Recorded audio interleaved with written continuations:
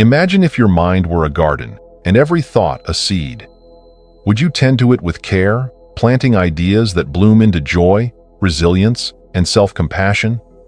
Or would you allow the weeds of self-doubt, fear, and negativity to take root? For most of us, the latter happens not by choice, but by habit, a pattern ingrained by life's challenges and our responses to them. This book is your guide to becoming the mindful gardener of your inner world. By understanding the intricate dance between your thoughts and emotions, you can break free from cycles of negativity, nurture self-awareness, and cultivate a flourishing mindset. Together, let's explore practical tools and transformative insights that will empower you to reshape your inner dialogue, embrace resilience, and create a life grounded in emotional well-being. The journey starts here, with the courage to rethink how you think. Chapter 1. Understanding the mind-emotion connection. Have you ever wondered why certain thoughts can grip your heart with fear or fill it with joy? Or why a fleeting idea can spiral into a cascade of emotions, dictating your mood for the rest of the day? The relationship between our thoughts and emotions is intricate, profound, and, more often than not, automatic. To understand it is to take the first step toward transforming how we experience life. Every emotion begins with a thought. Even when you feel emotions seemingly out of nowhere, they are often tied to a subconscious belief or mental script that your mind has crafted. For instance, imagine you're walking into a room full of people, and a sudden wave of unease hits you. If you pause to examine your thoughts, you might uncover something like, "Everyone is judging me." This singular thought triggers feelings of anxiety, self-doubt, and insecurity. Yet, here lies the empowering truth. While we can't always control the emotions that arise, we can control the thoughts that fuel them. Thoughts act as the architects of our emotional landscape. When we consciously reshape our mental narratives, we can profoundly alter how we feel, respond, and engage with the world. However, not all thoughts are created equal. Some are rational, balanced, and helpful. Others, known as cognitive distortions, are like funhouse mirrors. They warp reality and lead us astray. These distortions are common mental patterns that skew our perception of events, often amplifying negativity. Consider a few examples. Black and white thinking. Viewing situations in extremes, such as, "If I fail this project, I'm a complete failure." Catastrophizing. Expecting the worst possible outcome, like thinking, "If I make a mistake in this presentation, I'll lose my job." Personalization. Taking responsibility for things outside your control, such as assuming, "My friend seems upset. It must be because of something I said." These distortions are subtle, yet powerful. They dictate not just how we interpret situations, but also how we feel about ourselves and our ability to navigate life. The good news is that awareness is the antidote to these distortions. Becoming conscious of your thoughts, especially the distorted ones, is like turning on the lights in a dark room. You begin to see the clutter, the misplaced assumptions, and the faulty wiring that fuels unhelpful emotions. But awareness is more than just noticing. It is about observing your mind without judgment. This requires a shift from being your thoughts to watching your thoughts. You might notice patterns like, "I always jump to conclusions when I'm stressed," or "I tend to assume the worst when someone doesn't text back immediately." By observing these patterns, you take the first step toward breaking their hold over you. Consider the ripple effect of unchecked thoughts. One negative thought can spark an entire chain reaction. 1. A critical thought about yourself. "I'm not good enough for this job," leads to a sense of inadequacy. 2. That inadequacy spirals into fear, making you hesitant to take action. 3. Hesitation fuels self-doubt, reinforcing the original thought. This cycle can trap you in a loop where thoughts feed emotions, and emotions reinforce thoughts. It's like being caught in a whirlpool, pulled deeper into negativity with every passing moment. But understanding this domino effect gives you the power to intervene, to stop the first domino from falling. Why is it so crucial to understand the mind-emotion connection? Because emotions drive behavior. If your thoughts are dominated by fear, doubt, or anger, your actions will reflect those states. You might procrastinate, lash out, or withdraw. On the other hand, when your thoughts are rooted in clarity, compassion, and resilience, your actions align with your highest potential. Understanding this connection is not about suppressing emotions or forcing positivity. It's about creating space between your thoughts and feelings, a pause where you can choose your response instead of reacting automatically. Imagine being able to recognize a negative thought as it arises and consciously deciding, "I won't let this dictate how I feel today." This is the power of choice. It's about reclaiming control over your mental and emotional state, one thought at a time. This chapter is not a call to eliminate all negative emotions or to expect perfection from your mind. Rather, it's an invitation to take a more active role in your inner life. To understand that while you cannot always control what thoughts enter your mind, you have the power to decide which ones you nurture and which you let go. As you close this chapter, take a moment to reflect. What thoughts have dominated your emotions recently? Are there patterns or distortions you notice in how you think about yourself or others? How might your life change if you began observing your thoughts with curiosity rather than judgment? By delving into these questions, you begin to plant the seeds of awareness. In the chapters that follow, we will explore practical tools and strategies to reshape your inner dialogue, break free from negative cycles, and cultivate a mindset that fosters emotional well-being. But for now, know this: understanding your mind-emotion connection is not just a skill. It's a gift you give to yourself. Embrace this gift and let it guide you toward a life of greater clarity, peace, and purpose. Chapter 2: Breaking the Cycle of Negative Thinking. Negative thinking is like a shadow, always present, subtly influencing your thoughts, emotions, and actions. For many, these thoughts are automatic, woven so seamlessly into daily life that they go unnoticed. Yet their impact can be profound, shaping how we see ourselves, others, and the world. Breaking the cycle of negative thinking isn't about banishing negativity altogether. It's about recognizing its patterns, understanding its origins, and learning to respond with intention rather than reflex. Negative thoughts often follow predictable patterns, and once you recognize them, you begin to see their influence. Some of the most common include overgeneralization, drawing broad conclusions from a single event. For instance, failing one test might lead to the thought, "I'm terrible at everything." Magnification and minimization, blowing mistakes out of proportion while downplaying successes. You might think, "I made one typo, now everyone will think I'm incompetent," while dismissing a compliment with, "They were just being nice." Emotional reasoning, assuming feelings are facts, such as believing, "I feel unworthy, so I must be unworthy." These patterns are not random. They often stem from past experiences, cultural influences, or deeply ingrained beliefs. Over time, they become mental shortcuts, a way the brain tries to make sense of the world, albeit inaccurately.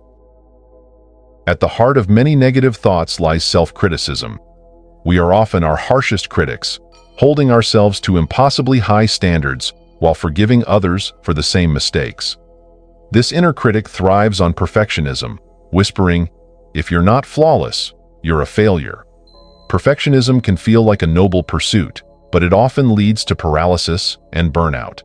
The fear of making a mistake becomes so overwhelming that we avoid taking risks or trying new things.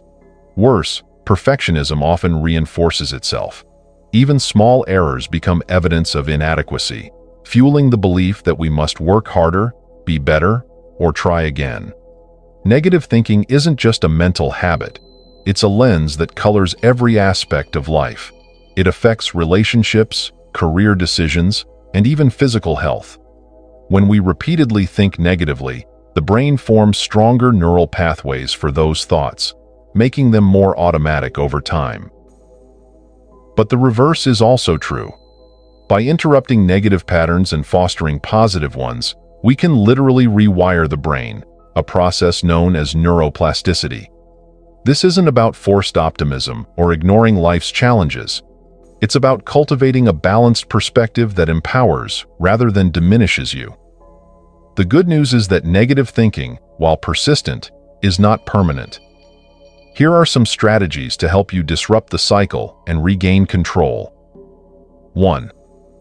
Identify triggers. Negative thoughts often arise in response to specific situations or triggers. Perhaps criticism from a colleague leads to self-doubt, or a missed deadline spirals into feelings of failure. Keeping a journal can help you identify these patterns, giving you insight into when and why negative thoughts occur. 2. Challenge the thought. Once you notice a negative thought, challenge its validity. Ask yourself, is this thought based on fact, or is it an assumption? What evidence supports or contradicts this belief? Would I say this to a friend in the same situation? Often, you'll find that negative thoughts are exaggerated or unfounded. Simply questioning them can weaken their hold.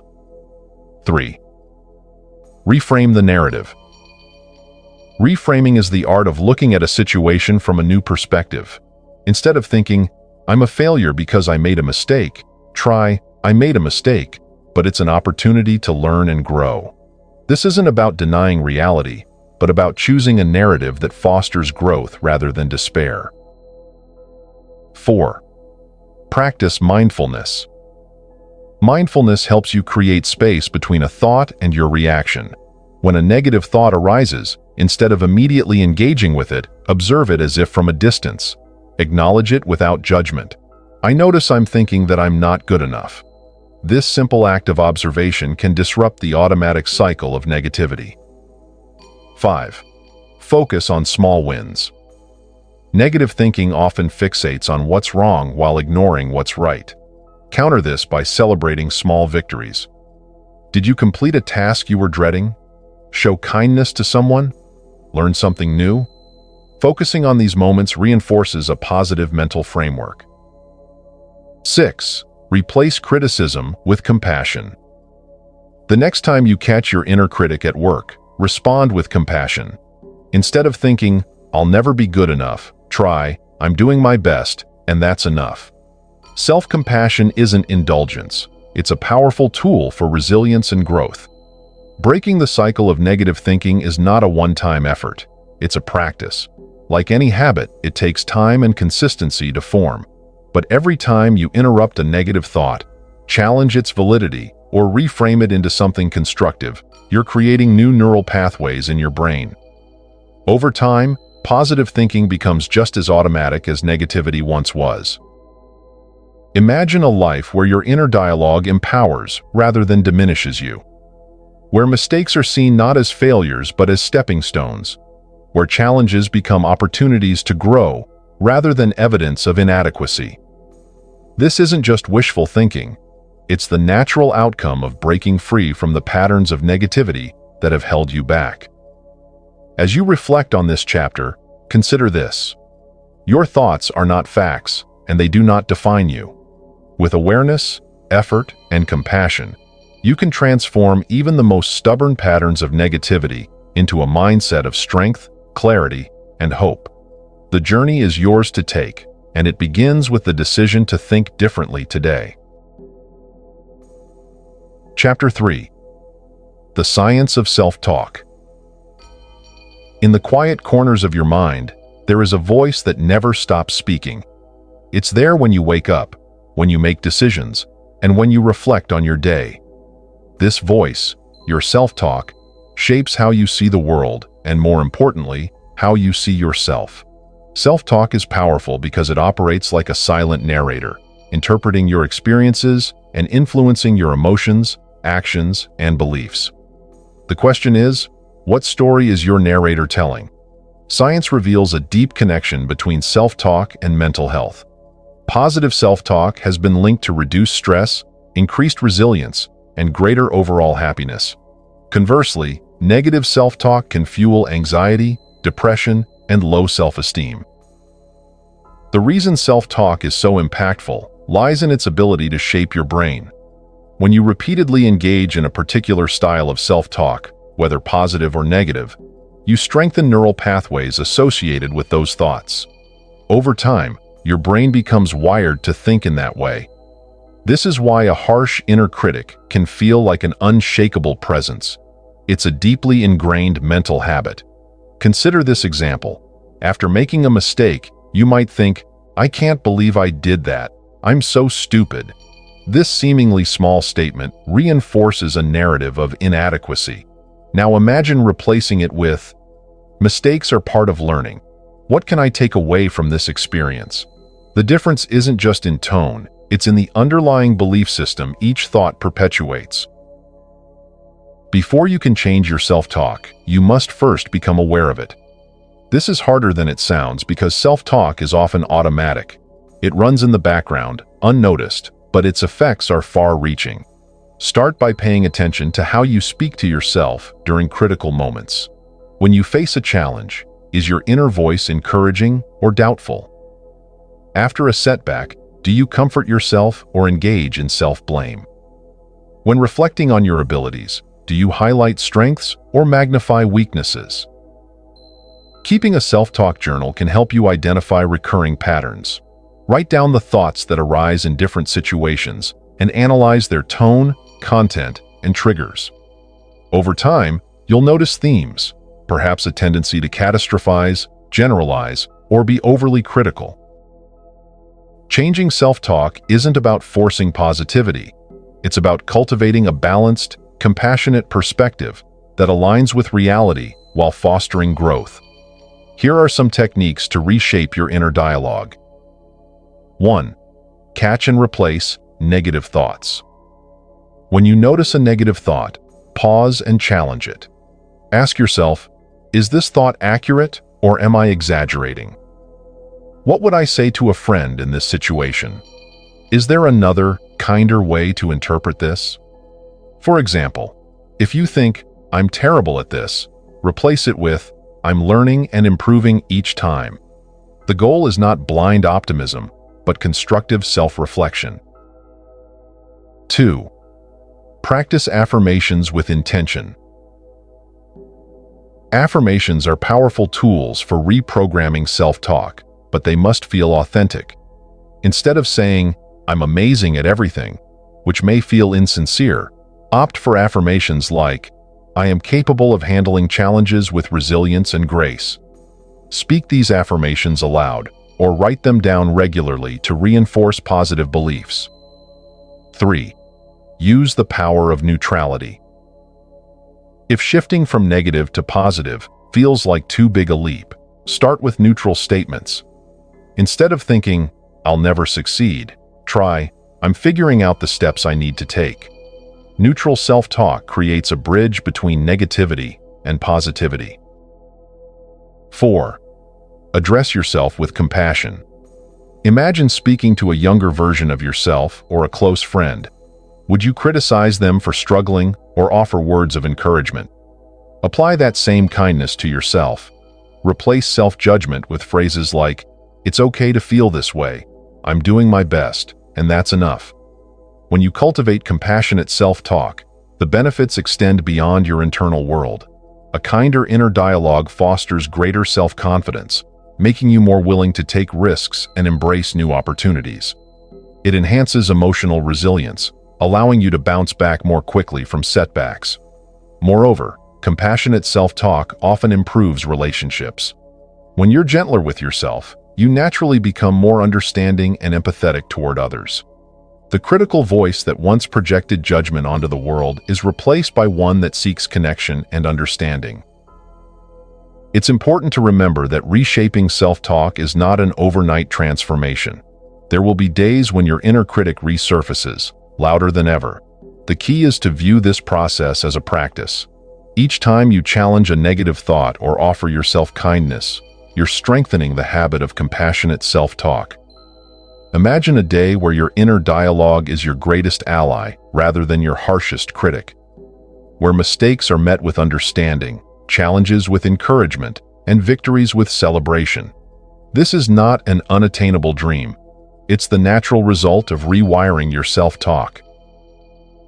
As you reflect on this chapter, consider these questions. What are the most common themes in your self-talk? How might your life change if your inner dialogue became more supportive? What small step can you take today to begin reshaping your self-talk? Remember, the voice in your head will always be with you. It's the one companion you'll have throughout your entire life. Make it a voice that uplifts, empowers, and reminds you of your worth. A voice that tells a story of growth, resilience, and possibility. The story of you, written with compassion and care. Chapter 4. Cognitive Behavioral Tools for Transformation. Our thoughts shape the reality we experience. If you've ever caught yourself spiraling into doubt, fear, or hopelessness, you've felt the power of unchecked mental patterns. But what if you could change those patterns? Cognitive behavioral therapy, CBT, a cornerstone of modern psychology, offers tools to do just that. These tools aren't just for clinical settings. They're practical strategies anyone can use to reframe thinking, foster emotional resilience, and create lasting change. CBT is built on a simple yet profound premise. Our thoughts, emotions, and behaviors are interconnected. A single negative thought can trigger a cascade of emotions and actions, reinforcing harmful cycles. For instance, thinking, "I'll never succeed at this," can lead to feelings of defeat, which may result in procrastination or giving up altogether. But the reverse is also true. By changing how you think, you can alter how you feel and behave. This isn't about ignoring problems or forcing positivity. It's about aligning your thoughts with reality in a way that empowers you. Here is the key CBT techniques for transformation. 1. Cognitive restructuring. Challenging distorted thoughts. The first step in transforming your mental landscape is identifying distorted thoughts. These are the irrational, automatic thoughts that cloud your judgment and fuel negativity. Some common distortions include all or nothing thinking, viewing situations in black and white terms, e.g., if I fail once, I'm a failure forever. Catastrophizing, assuming the worst-case scenario, e.g., if I make a mistake, everything will fall apart. Personalization, blaming yourself for events beyond your control, e.g., if my friend is upset, it must be my fault. Once you identify a distorted thought, challenge its validity. Ask yourself, what evidence supports or contradicts this thought? Is there an alternative explanation? How might someone else view this situation? For example, instead of thinking, "I'm terrible at public speaking because I stumbled once," you might reframe it as, "Stumbling is natural and I'm improving with practice." 2. Behavioral activation. Small actions, big impact. Negative thoughts often paralyze us, leading to inaction or avoidance. Behavioral activation encourages you to take small, meaningful actions, even when you don't feel like it. Action creates momentum, which can shift your emotional state. For instance, if you're feeling overwhelmed by a large project, start with a tiny step, like organizing your workspace or writing a single sentence. Each action reinforces the belief that you're capable, creating a positive feedback loop. 3. Thought records. Capturing and analyzing patterns. A thought record is a structured way to track and analyze your thinking. It involves writing down the situation that triggered your thought, your initial thought and associated emotion, evidence for and against the thought, a more balanced, constructive thought. Over time, this practice helps you recognize recurring patterns and equips you to respond more effectively. 4. Reframing situations. Shifting perspectives. Reframing involves looking at a situation from a different angle. It's not about denying difficulties, but about finding meaning or opportunity within them. For instance, instead of thinking, "I failed the exam, so I'm not smart enough," you might reframe it as, "This is a chance to identify my weak areas and improve." Instead of, "This challenge is too hard," think, "This challenge is helping me grow stronger." Reframing builds resilience by focusing on possibilities rather than limitations. 5. Mindfulness-based CBT, observing without judgment. Mindfulness integrates with CBT by teaching you to observe your thoughts without getting entangled in them. Instead of reacting automatically, you create space to choose your response. A mindfulness exercise might involve sitting quietly, noticing your thoughts as they arise, and labeling them. There's a thought about failure. There's a thought about fear. This simple act of labeling creates distance, allowing you to see thoughts as temporary mental events rather than absolute truths. Transformation through CBT tools doesn't happen overnight. Just as physical fitness requires regular exercise, mental fitness demands consistent effort. The brain's plasticity, its ability to form new neural connections, means that every time you challenge a distorted thought or practice a new behavior, you're rewiring your mind. The key is repetition. At first, using CBT techniques may feel awkward or forced, much like learning to play an instrument. But with time and practice, they become second nature. Consider this scenario. You're preparing for a job interview, and a thought arises. I'm going to mess this up. Left unchecked, this thought might lead to anxiety, self-doubt, and poor preparation. Using CBT tools, you could 1. Identify the distortion. Recognize that you're catastrophizing. 2. Challenge the thought. Ask, what evidence supports this? Have I ever succeeded in similar situations? 3. Reframe the narrative. Shift to, I might feel nervous, but I've prepared well and I'll do my best. 4. Take action. Practice your responses and visualize a successful interview. This process doesn't guarantee a perfect outcome, but it equips you to approach the situation with clarity and confidence.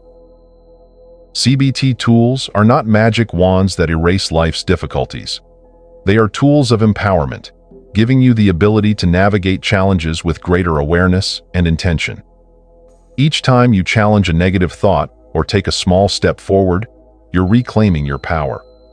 As you continue this journey, remember, transformation is a process, not a destination. Be patient with yourself. Celebrate progress, however small. And above all, trust that the effort you invest in your mind today will shape the person you become tomorrow. In the words of Carl Jung, I am not what happened to me, I am what I choose to become. Through the lens of CBT, you're not defined by old patterns. You're defined by your willingness to create new ones. And that, above all, is the essence of transformation. Chapter 5. The Power of Mood Journaling. In the chaos of modern life, emotions can feel like fleeting gusts of wind, impossible to predict, difficult to control, and often overlooked. Yet these emotions hold valuable clues about who we are, how we interact with the world, and what drives our choices. Mood journaling offers a way to capture those gusts, giving them form, meaning, and direction.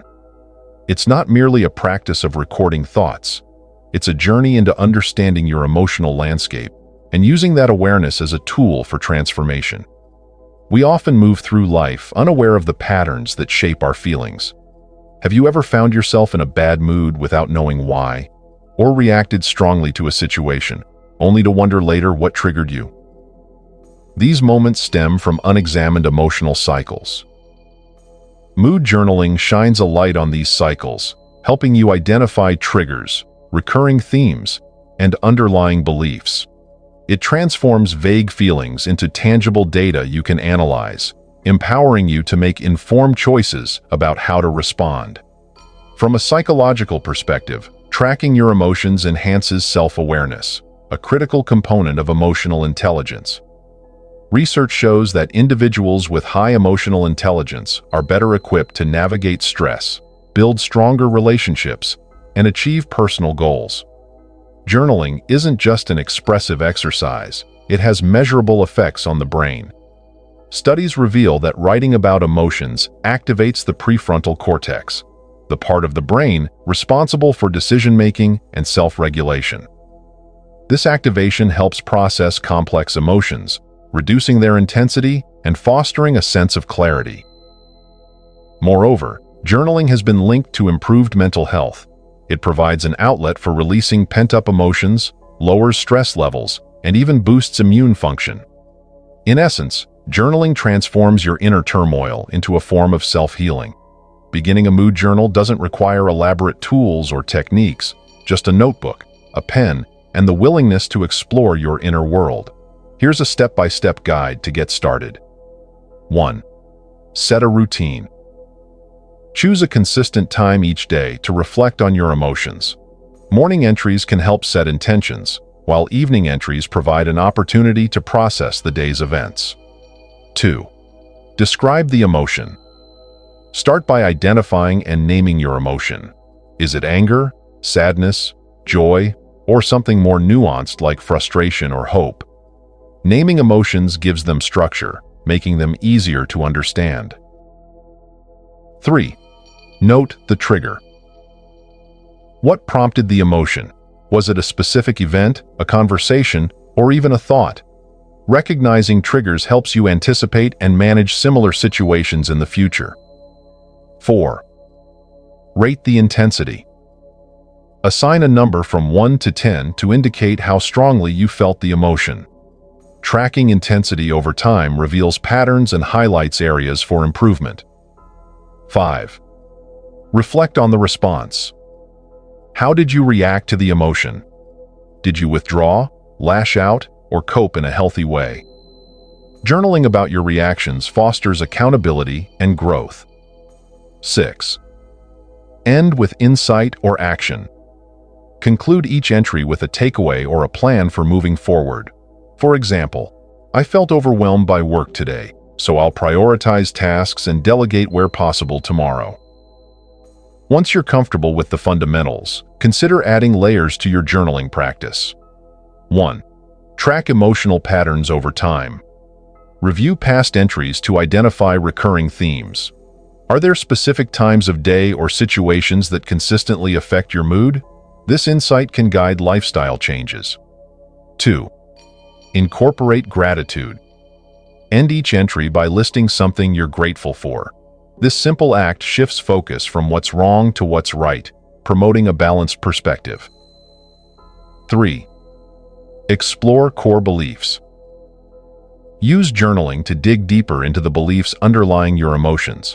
For instance, if you feel anxious after a mistake, explore whether perfectionism is driving that anxiety.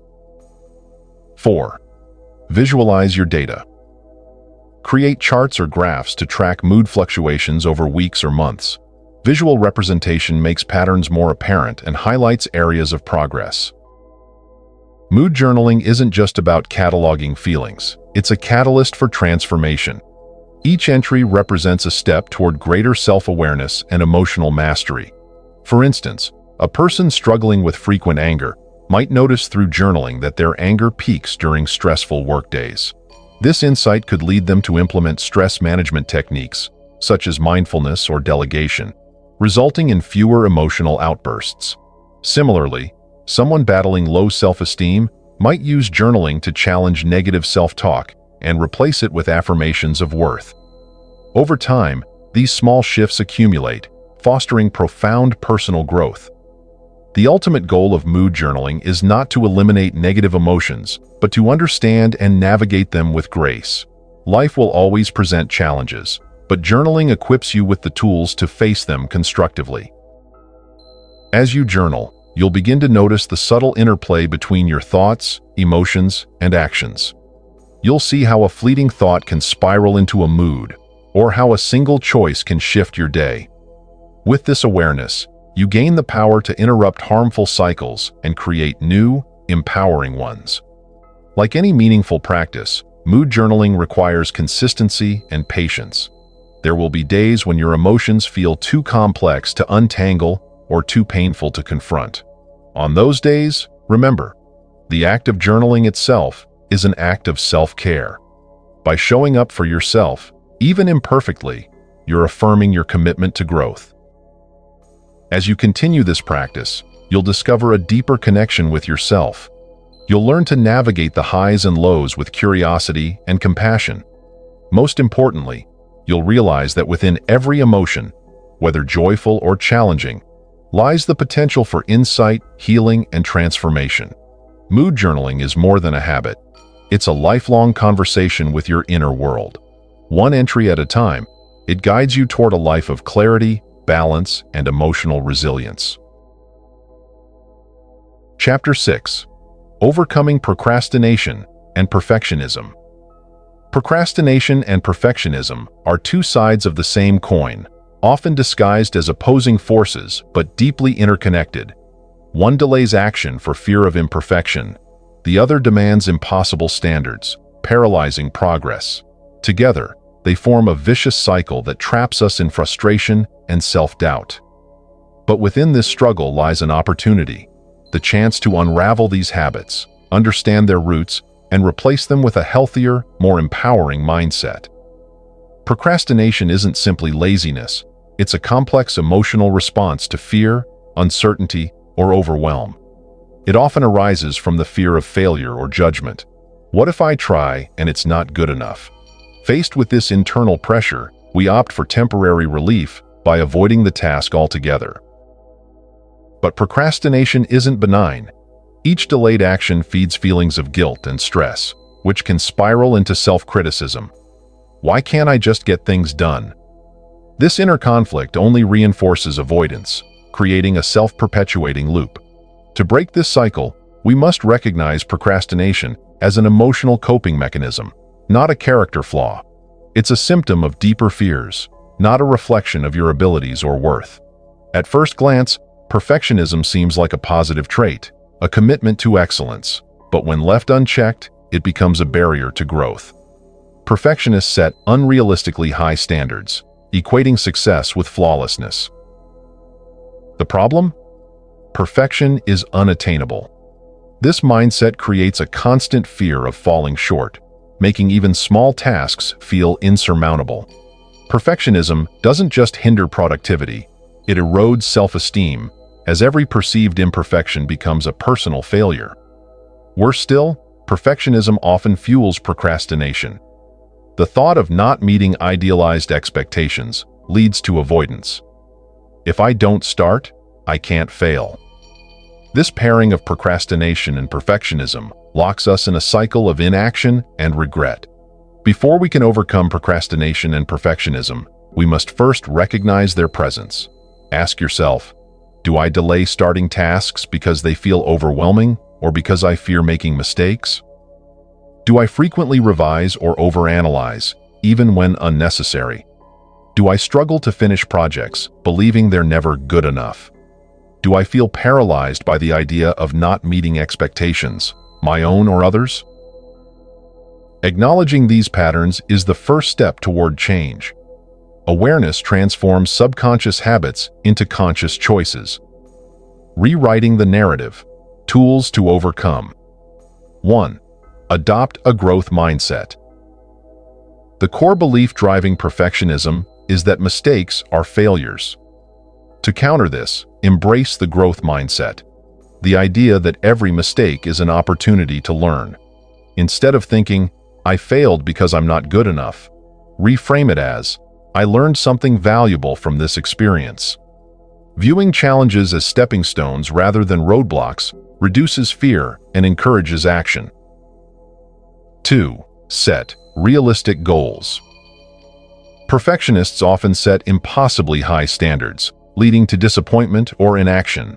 Break tasks into smaller, achievable steps. For instance, instead of aiming to write the perfect report, start by outlining key points. Celebrate progress, no matter how small. Each completed step builds momentum and reinforces your ability to move forward. 3. Practice self-compassion. At the heart of both procrastination and perfectionism lies harsh self-criticism. To combat this, cultivate self-compassion, the ability to treat yourself with kindness and understanding. When you stumble, remind yourself, I'm human, and it's okay to make mistakes. Replace criticism with encouragement. I'm doing my best, and that's enough. 4. Embrace the good enough principle.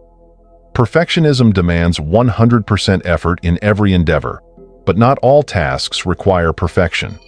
Learn to distinguish between what truly matters and what doesn't. Ask yourself, will this detail significantly impact the outcome? If the answer is no, allow yourself to settle for good enough. This mindset frees up energy for what's truly important. 5. Overcome fear of failure through action. Procrastination often stems from fear of failure, but inaction is the only real failure. Taking even the smallest step forward breaks the cycle of avoidance. Try the 2-minute rule. Commit to working on a task for just 2 minutes. Often, the hardest part is starting, and once you begin, momentum carries you forward. 6. Reframe procrastination as a signal. Instead of viewing procrastination as a weakness, see it as a message from your subconscious. What's causing you to avoid the task? Is it fear, lack of clarity, or overwhelm? Address the underlying issue. For example, if fear of failure is holding you back, remind yourself that progress matters more than perfection. If the task feels overwhelming, break it into smaller, manageable pieces. 7. Celebrate completion, not perfection. Shift your focus from flawless outcomes to the act of finishing. Completing a task, even imperfectly, is a victory worth celebrating. Each finished project builds confidence and reduces the power of procrastination and perfectionism. Overcoming procrastination and perfectionism isn't about eliminating these tendencies overnight. It's about building new habits through consistent effort. Expect setbacks. They're part of the process. The key is to view each setback not as a failure, but as a chance to realign and keep moving forward. Consider this metaphor. Imagine carrying a heavy backpack filled with the weight of perfectionism and procrastination. Each tool you use, self-compassion, realistic goals, small actions, removes a stone from the pack. With time, the load becomes lighter and your steps grow steadier. When you free yourself from the grip of procrastination and perfectionism, you reclaim your time, energy, and potential.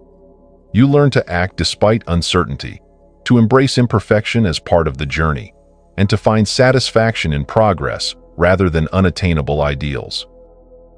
Life isn't about being flawless. It's about being brave enough to show up, try, and grow.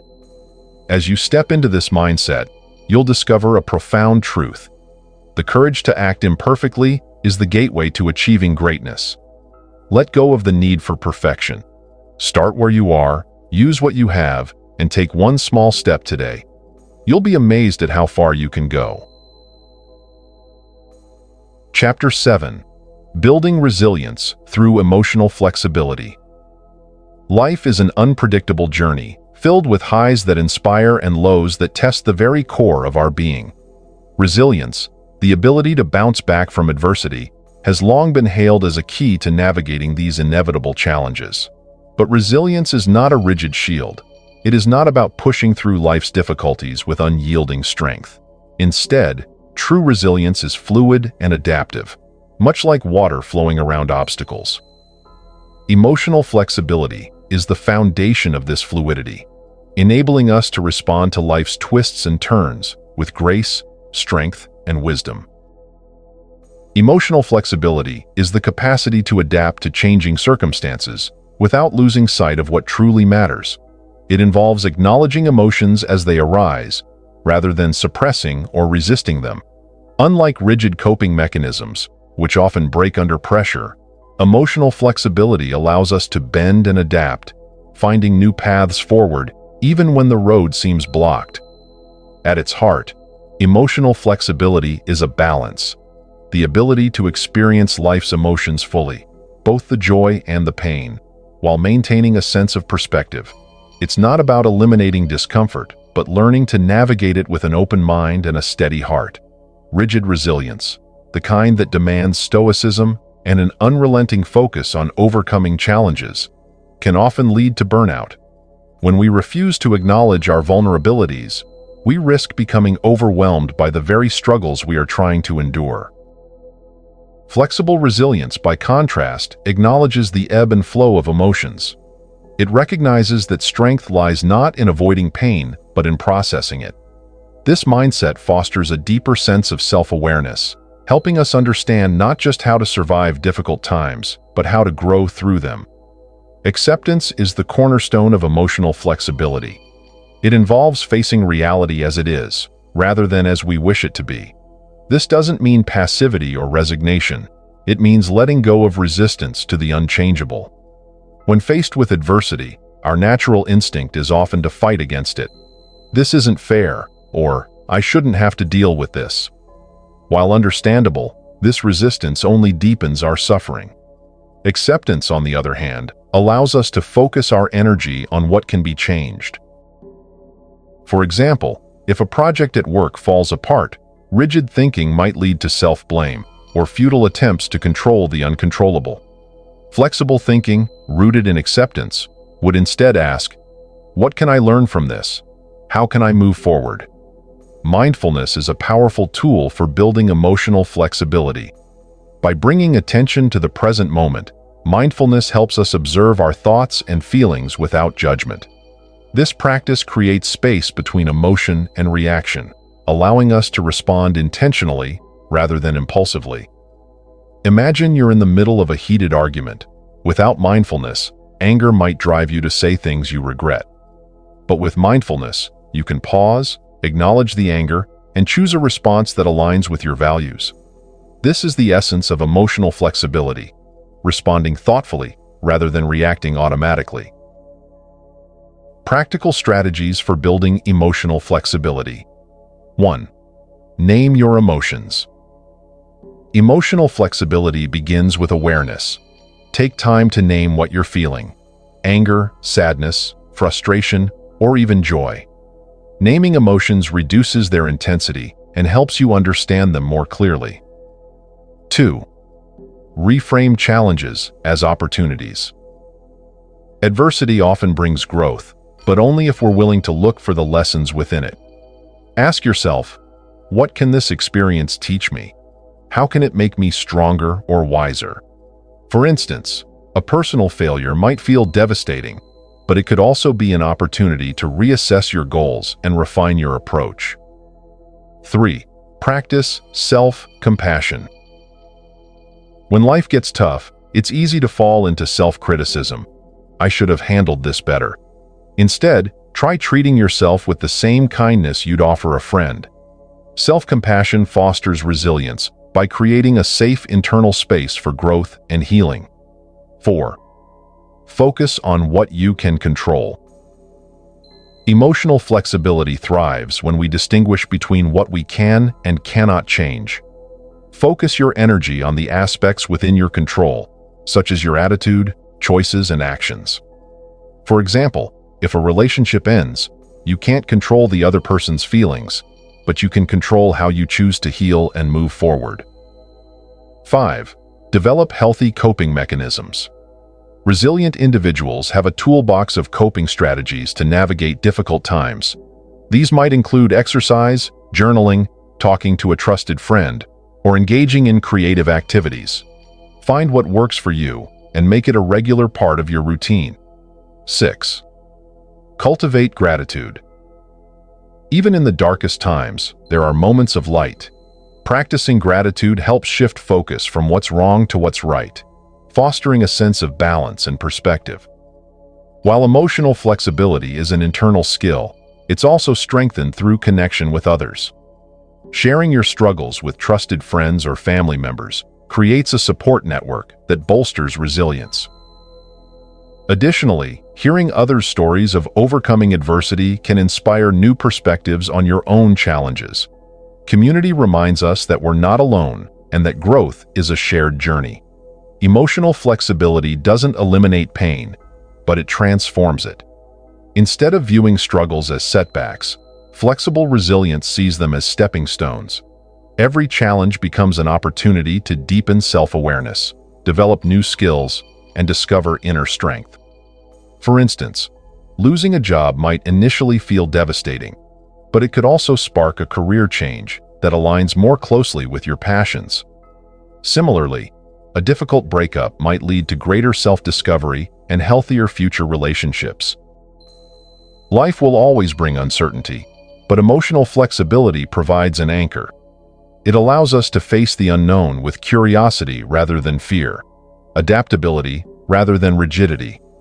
As you practice these principles, remember, resilience is not about avoiding storms. It's about learning to dance in the rain.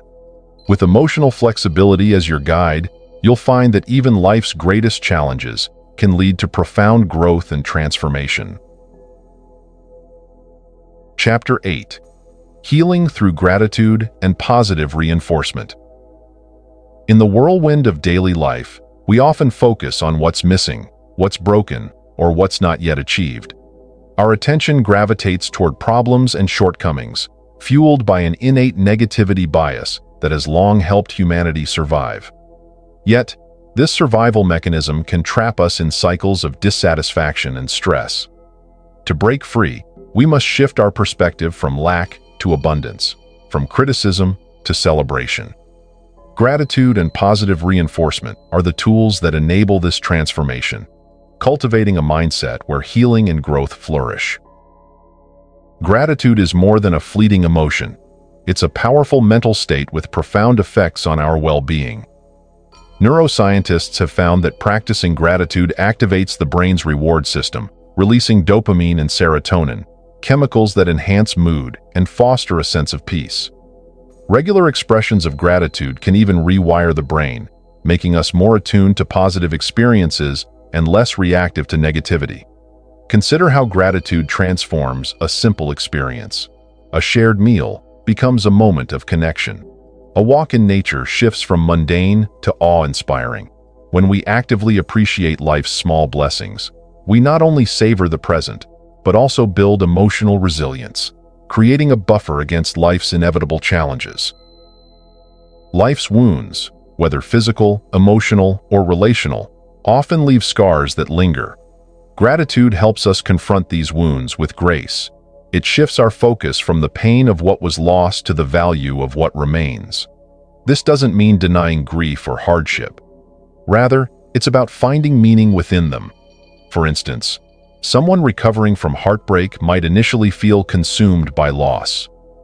Gratitude can help them recognize the lessons learned, the growth gained, and the strength discovered in the process. Healing begins when we stop fixating on what's broken and start appreciating the light that filters through the cracks. The practice of gratitude. 1.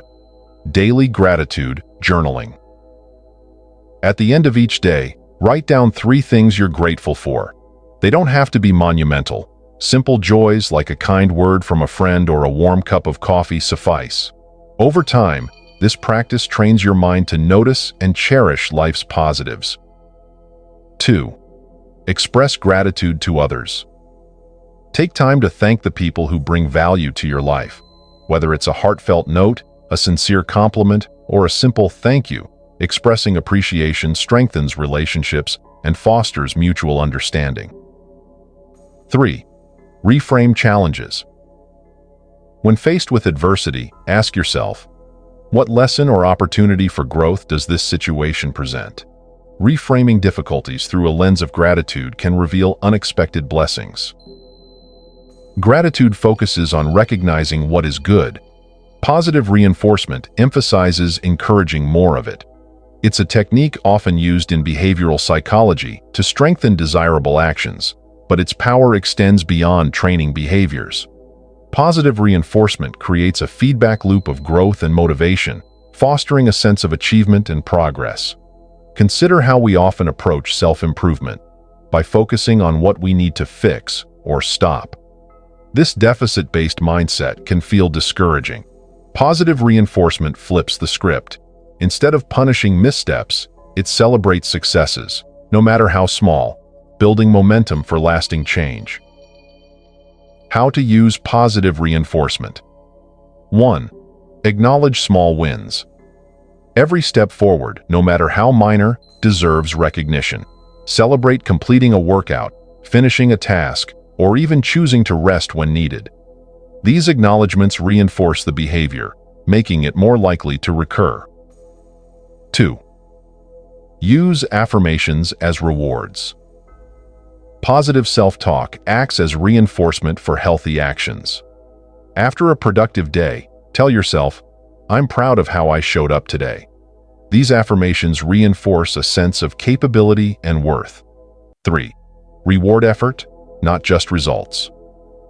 Often, we focus on outcomes, but effort matters just as much. If you attempt something new or challenging, acknowledge the courage it took, regardless of the result. This shifts the focus from external validation to internal growth. Gratitude and positive reinforcement together foster a mindset of abundance, the belief that life is rich with opportunities, blessings, and growth. When we adopt this perspective, we stop competing for scarce resources, whether time, love, or success, and start seeing possibilities everywhere. An abundance mindset doesn't ignore life's hardships, it reframes them. It recognizes that even in struggle, there are lessons to be learned, relationships to deepen, and strengths to develop. For example, losing a job might initially feel like a setback, but through gratitude and positive reinforcement, it can become an opportunity to rediscover passions, pursue new skills, or embrace a more fulfilling path. Practical steps to cultivate abundance. 1. Focus on what you have. Shift your attention from what's lacking to what's already present in your life. This simple shift creates a foundation of contentment and possibility. 2. Give generously. Abundance grows when shared. Whether it's your time, attention, or resources, giving to others reinforces the belief that there's more than enough to go around. 3. Visualize a bright future.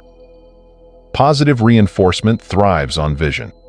Picture yourself achieving your goals, and use gratitude to fuel the journey. Every step toward that vision deserves acknowledgement. When life feels overwhelming, it's easy to fall into despair or self-criticism, but gratitude and positive reinforcement remind us that healing is always within reach. These practices shift our focus from what's wrong to what's right, from what's missing to what's possible. Imagine your inner world as a garden. Gratitude is the sunlight, illuminating the beauty of what's already there. Positive reinforcement is the water, nurturing seeds of growth and ensuring they flourish. Together, they create an environment where healing and transformation can take root. As you integrate these practices, you'll discover a profound truth. The power to heal doesn't come from outside sources. It resides within you. By focusing on what's good and encouraging more of it, you become the architect of your well-being. Choose gratitude, and life will reveal its richness. Choose positive reinforcement, and you'll uncover your infinite potential. Together, they form a foundation for a life of abundance, resilience, and joy. Chapter 9.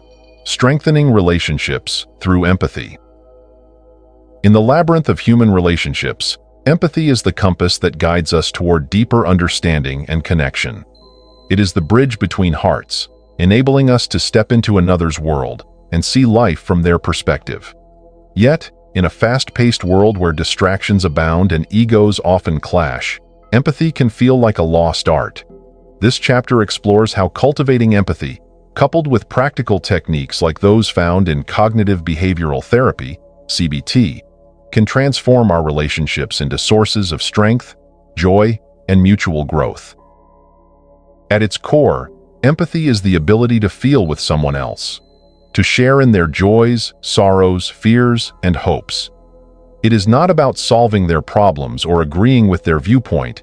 Rather, it is about acknowledging their experience as valid. Empathy creates a safe space where people feel heard, valued, and understood, fostering trust and deepening bonds. Without empathy, relationships become transactional, driven by personal agendas rather than mutual care. Conversations devolve into debates, and disagreements escalate into conflicts. Empathy, however, softens the edges. It allows us to approach differences with curiosity rather than judgment, opening doors to resolution and connection. While some people may naturally excel at empathy, it is not an innate gift reserved for a few. Empathy is a skill that can be cultivated through intentional practice. Like learning a new language, It requires effort, patience, and a willingness to grow. One of the first steps in building empathy is learning to listen, not just to words but to emotions, intentions, and unspoken needs. Active listening, a cornerstone of CBT, teaches us to focus fully on the speaker, reflecting their feelings back to them and validating their experience.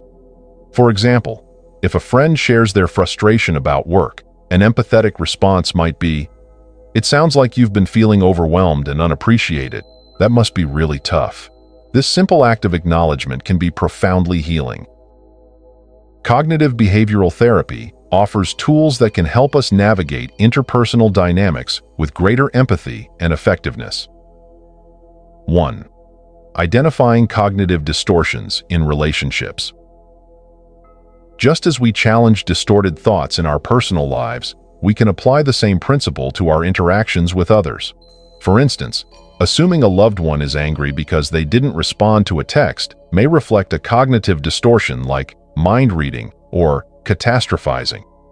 Instead of jumping to conclusions, empathy invites us to seek clarification. "I noticed you didn't reply earlier. Are you okay?" 2. Reframing conflicts as opportunities. Disagreements are inevitable, but they don't have to be destructive. CBT encourages reframing conflicts as opportunities for growth. Instead of seeing an argument as a battle to be won, consider it a chance to understand each other's needs and perspectives more deeply. 3. Practicing perspective taking. CBT emphasizes stepping outside your own viewpoint and considering alternative perspectives. Ask yourself, how might this person feel?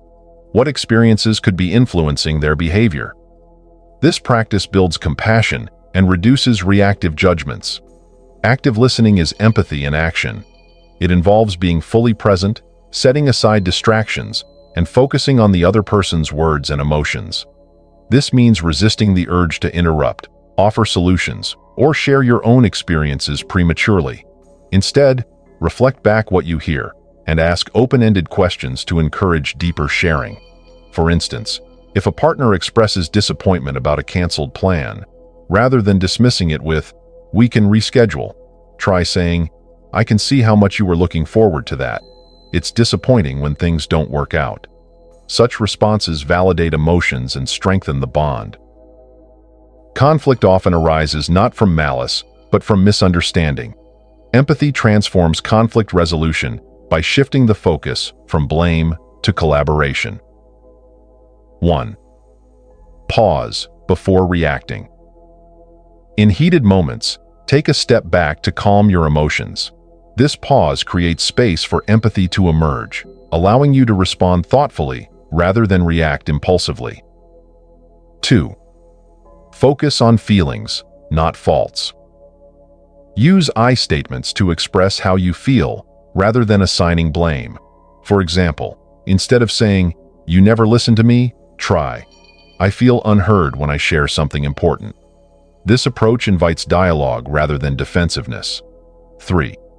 Seek win-win solutions. Empathy encourages us to prioritize mutual understanding over personal victory. Ask, what outcome would feel fair and meaningful for both of us? Collaborative solutions strengthen relationships and foster trust. Trust is the foundation of any meaningful relationship, and empathy is the glue that holds it together. When people feel understood, they are more likely to open up, share their vulnerabilities, and invest in the relationship. However, trust is fragile. It must be nurtured through consistent actions. Empathy helps us recognize when trust has been breached and guides us in repairing it. A genuine apology, grounded in understanding the other person's pain, can rebuild trust and pave the way for reconciliation. Empathy is not a one-way street. It thrives on reciprocity. When we model empathetic behavior, we inspire others to do the same. This creates a positive feedback loop where both parties feel valued, heard, and supported. In relationships, empathy is the antidote to loneliness and misunderstanding. It bridges the gaps between us, reminding us that even in our differences, we share a common humanity. Empathy has the power to transform not only relationships, but also the individuals within them. It expands our capacity for kindness, patience, and forgiveness, fostering personal growth alongside deeper connections. As you integrate empathy into your interactions, remember that it is both a gift and a skill, a way of being that enriches life for everyone involved. With each empathetic gesture, you contribute to a world where understanding and compassion prevail over division and judgment.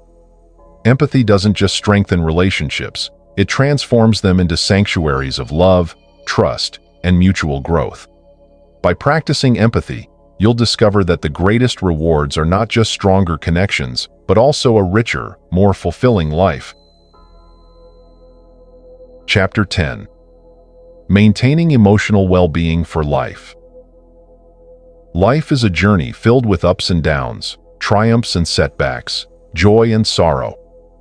Amid this whirlwind of experiences, emotional well-being often gets neglected, overshadowed by the demands of daily responsibilities and external pressures.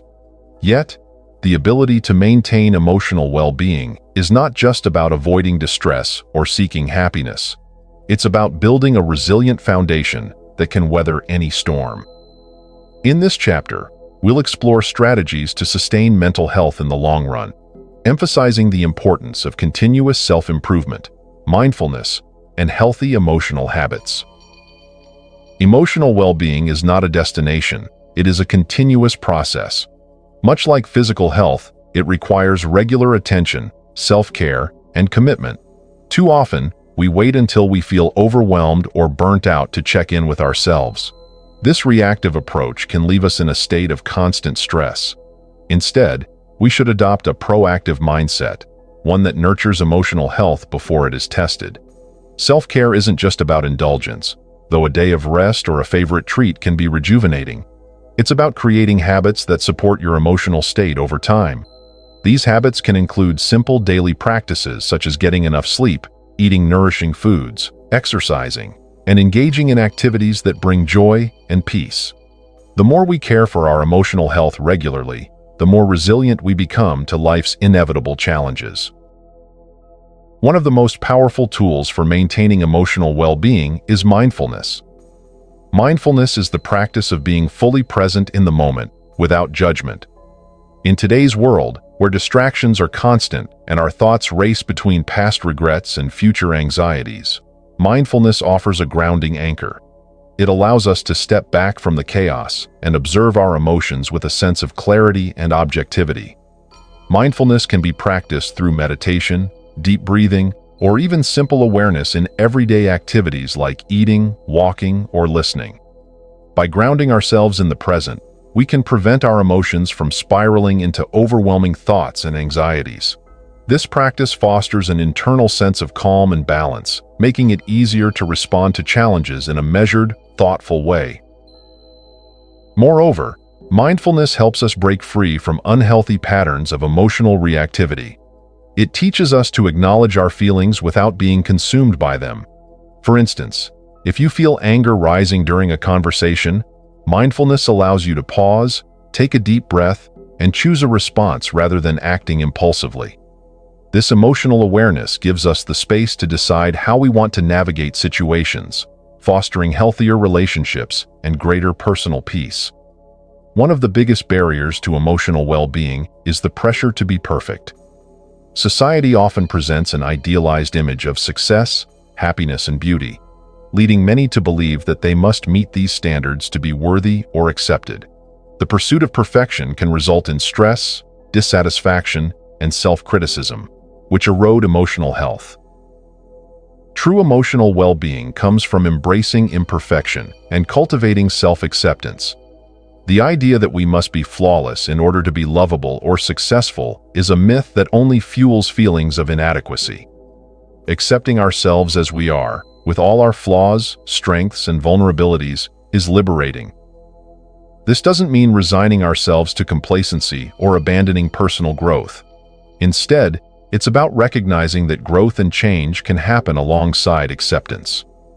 By embracing our imperfections, we create the space for genuine self-improvement without the pressure of unrealistic expectations. For example, instead of berating yourself for a mistake, practice self-compassion. I am human, and it's okay to make mistakes. What matters is what I learn from them and how I move forward. This shift in perspective fosters emotional resilience and promotes a healthier relationship with ourselves. Our emotional well-being is deeply intertwined with our relationships. Humans are social beings, and connection is essential for emotional fulfillment. Strong, supportive relationships provide us with a sense of belonging, love, and safety, all of which are crucial for mental health. But relationships aren't just about having people around. They are about meaningful connections that offer mutual support and understanding. Toxic or one-sided relationships can drain us, leaving us emotionally depleted. Therefore, part of maintaining emotional well-being involves cultivating relationships that are based on empathy, trust, and respect. In addition to nurturing our relationships with others, it's essential to maintain a healthy relationship with ourselves. Self-love and self-respect are foundational to emotional well-being. When we treat ourselves with kindness, we teach others how to treat us. By setting boundaries, honoring our needs, and practicing self-compassion, we create the emotional space to thrive. Life will inevitably present challenges, from personal loss and career setbacks to global crises and health issues. Difficulties are a natural part of the human experience. However, the ability to bounce back from adversity is what defines emotional well-being in the long term. This quality, known as resilience, is not something we're born with. It's something we develop over time. Resilience is built through a combination of mindset, support, and coping strategies. A resilient person doesn't deny the pain of a setback, but faces it with courage, adaptability, and hope. Resilience allows us to see challenges as opportunities for growth, teaching us that failure is not an end, but a lesson along the way. Developing resilience involves learning how to navigate stress, manage difficult emotions, and maintain a sense of purpose in the face of adversity. It also requires practicing self-compassion during tough times, acknowledging our struggles without succumbing to despair. Sustaining emotional well-being requires ongoing reflection and growth. It's not enough to simply develop healthy habits once and expect them to last forever. We must regularly check in with ourselves, assess our emotional state, and adjust our habits as needed. Journaling, meditation, and therapy are excellent tools for self-reflection. By regularly examining our thoughts, feelings, and behaviors, we gain valuable insights that allow us to make more informed choices about how we care for our emotional health. Reflection also fosters gratitude, helping us focus on the positives and notice the growth that has occurred, even during challenging times. Continuous growth isn't just about fixing what's wrong.